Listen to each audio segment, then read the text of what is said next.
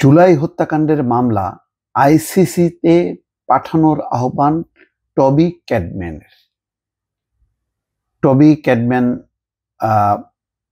অত্যন্ত আন্তর্জাতিক খ্যাতিসম্পন্ন একজন আইন বিশেষজ্ঞ।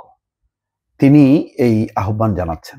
সাধারণত যেসব দেশে গণহত্যা সংঘটিত হয় সেই সব দেশের সেই হত্যার তদন্ত আন্তর্জাতিক অপরাধ ট্রাইব্যুনাল অর্থাৎ হেগে অবস্থিত যে আন্তর্জাতিক অপরাধ ট্রাইব্যুনাল হয় সেখানে পাঠানো হয়।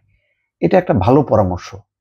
যেহেতু বাংলাদেশে যদি এই বিচারটা হয় সেটা নিয়ে আওয়ামী লীগ নাক গলাবে, ভারত বলবে যে না এটা বায়াসড। কিন্তু হেগে যদি পাঠানো হয় তাহলে আওয়ামী লীগের মানে কি বিচার হবে না হবে, যদি 1 বছর 6 মাসও যদি সাজা দেয়, আওয়ামী লীগ রাজনৈতিক মৃত্যু চূড়ান্ত এবং এটা হওয়া উচিত।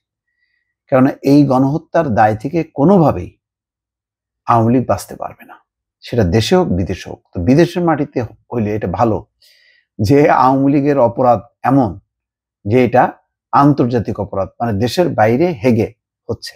তো হেগে কোথায় হয়? রুয়ান্ডা, বুরুন্ডি, কসোভো, ইয়েমেন, ওইসব দেশে যে গণহত্যাগুলি হয়েছে সেই সব দেশের গণহত্যা ওই হেগের আন্তর্জাতিক অপরাধ ট্রাইব্যুনালে সেখানে হয়েছে। তো এটাও যদি পাঠায়, আমার মনে হয় এটা রাজনৈতিক বিবেচনায়, অপরাধের গুরুত্ব বিবেচনায় এটা অত্যন্ত ভালো প্রস্তাব।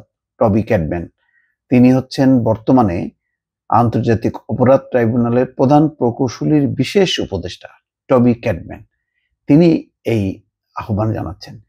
Bosnia, Kosovo, Rwanda, Yemen, Syria ও ইউক্রেন সহ বিভিন্ন আন্তর্জাতিক অপরাধ মামলায় কাজ করার অভিজ্ঞতা সম্পন্ন এই আইন বিশেষজ্ঞ বৃহস্পতিবার ঢাকায় রাষ্ট্রীয় অতিথি ভবন যমুনায় প্রধান উপদেষ্টা অধ্যাপক মোহাম্মদ ইউনূসের সঙ্গে বৈঠক করেন। এই সময় তিনি এই সুপারিশ তুলে ধরেন।